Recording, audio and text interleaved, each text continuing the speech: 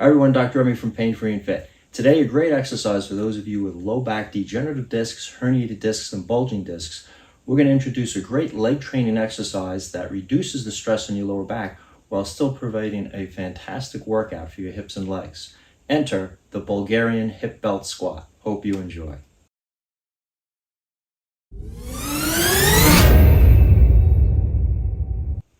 So if you've seen any of the other videos on our channel concerning low back disc injury and training, you realize that by far the most common type of disc herniation, bulge, and problems associated with degenerative disc disease is a posterior herniation or bulge, meaning that the inside fluid in the disc has moved backwards, creating bulges or herniations, and then the drying out or the degenerative thinning of the disc that occurs. And because of this, the most common type of irritation to disc problems in terms of a plane range of motion is flexion. When we lose that arch in our lower back and we bend forward, the front of the disc becomes compressed, thus driving that nuclear material backwards into the herniation and bulges and aggravating our injury and thus pain. Also, vertical compression. When we have weight coming above us from the head to the foot, such as with back barbell squats, that vertical compression also irritates discs. So to undo the effects of these two most common problems with training legs, we're going to use a system of training that emphasizes maintaining the lordosis, or the arch in your back, by extending the hip. When our leg comes backwards, like a setup we have with a Bulgarian split squat, where one leg is back, that hip extension helps the pelvis to tilt anteriorly and helps maintain the arch of our back. This is really great even for people with acute disc herniations, because many times normal squats will still irritate their back, but if they perform a split squat with one leg back, they'll notice that there's a lot less pressure. The spine is left in a more neutral position. Now, of course, if the leg is too far back and we have too much extension, that may pinch the herniation, so we have to work within a range of motion or neutral spine position that's comfortable. We're going to now demonstrate using a pin with weights on the bottom and a hip belt how to perform a great leg workout using this technique. So I've attached to my hip belt a set of weights on a pin, and I'm going to use a stability in front of me. You could use a squat rack with a bar across it or a Smith machine, and this pin on my hands is going to help stabilize my body as my leg is backwards. Again, my range of motion is going to be limited by the length of my support between my belt and my weight. And as I come up and down in this exercise, you'll notice that most of the weight is being transmitted from my hips down, thus alleviating the pressure on my low back.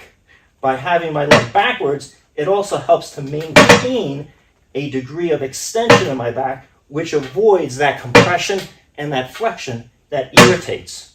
Now, the higher my range of motion is in this exercise, the easier it is, of course, on my legs and hips. By using a power block under my lead foot, I can increase my range of motion through the exercise.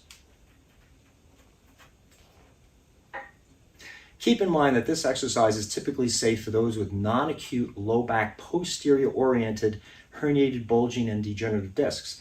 However, many times people will get hurt when getting into the position or coming out, bending down to affix the weight to my hip belt, leaning forward to grab onto my hand support, and even reaching back with the leg or searching to place it on the rear support are all ample opportunities for you to lose that custom neutral spine. All of these positions and movements, especially once the weight is attached as you're coming up, are very likely to throw off that perfect position of your spine. And remember, that position is unique for each of us. Some of us may need to keep one hip slightly down, a rib cage turned, slightly twisted.